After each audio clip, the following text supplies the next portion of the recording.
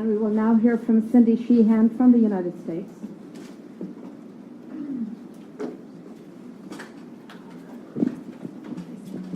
Thank you. First of all, I'd like to thank the committee and the ambassador. And thank you, Madam Ambassador.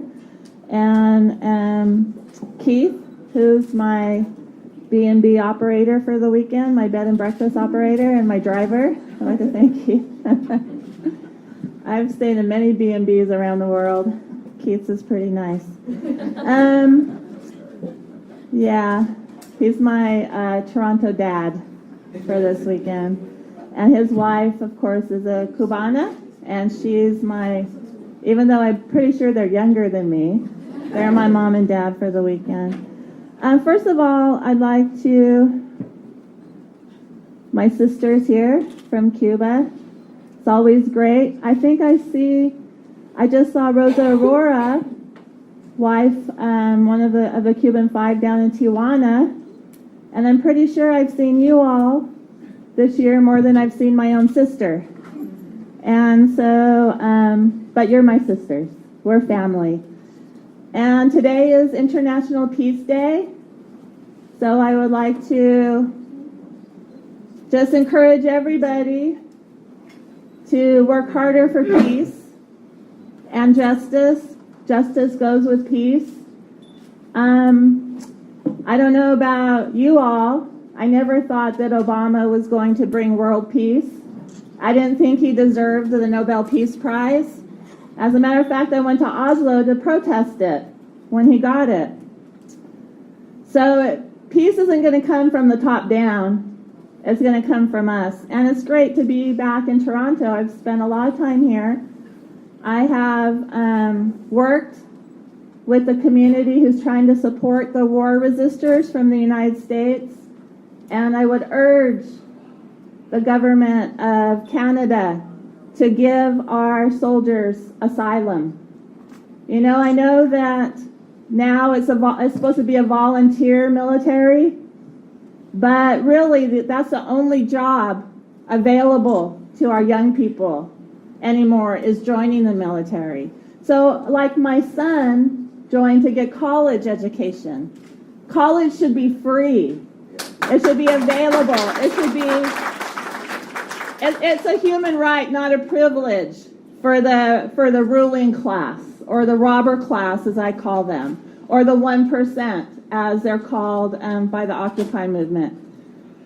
So today is also, our kids shouldn't have to choose between joining the military and dying, or killing innocent people and getting a college education.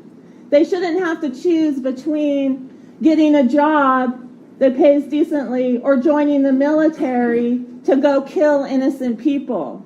And so, yeah, it might be voluntary, but the situation with the propaganda in the United States and the lack of options and the terrible education system we have practically funnels our young people into the military. Now we have a humanitarian crisis in the United States where 18 veterans a day are committing suicide.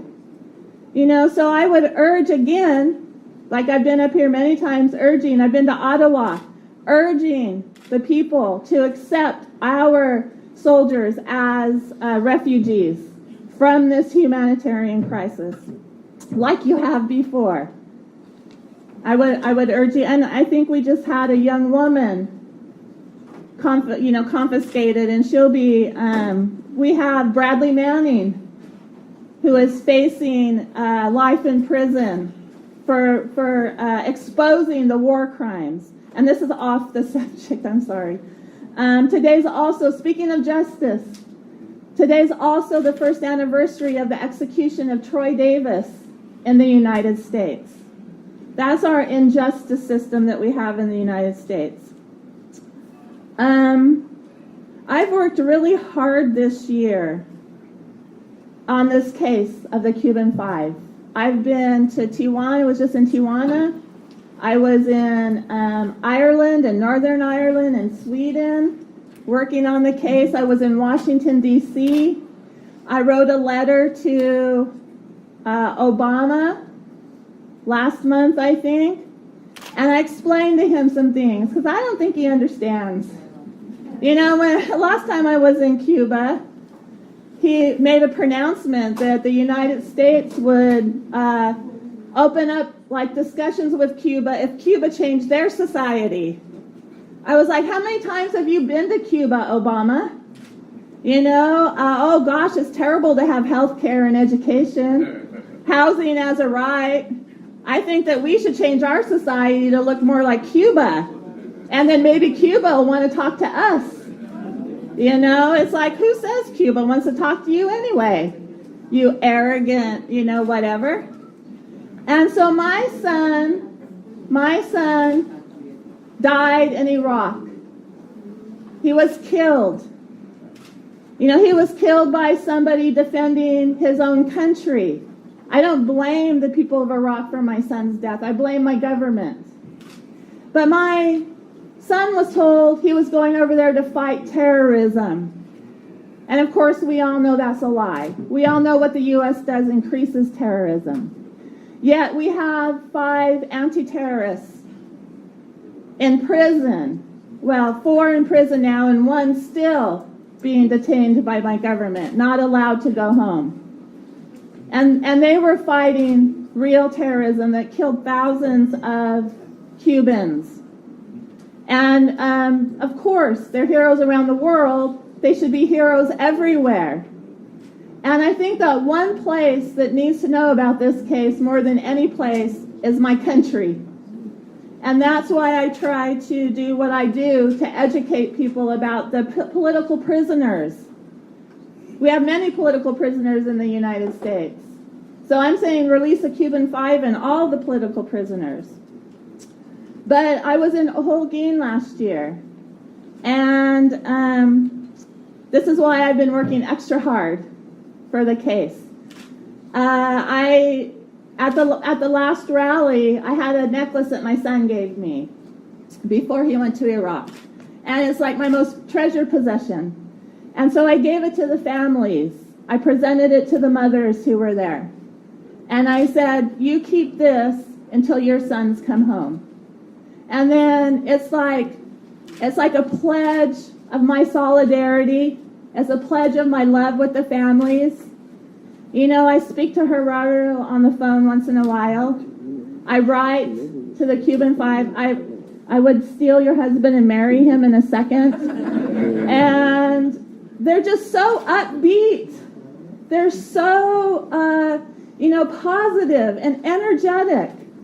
And I think that we owe, especially Americans who have put this terrible blockade against the beautiful island and people of Cuba. We owe them our solidarity and we owe them our efforts to tell the truth about the revolution, tell the truth about Cubans, tell the truth about a place that has bravely stood up to the empire for so many years. So I'm in total solidarity. I'm working hard because I want my necklace back. And I want their husbands and their sons and their fathers back. And I want to go to Cuba and have a big party.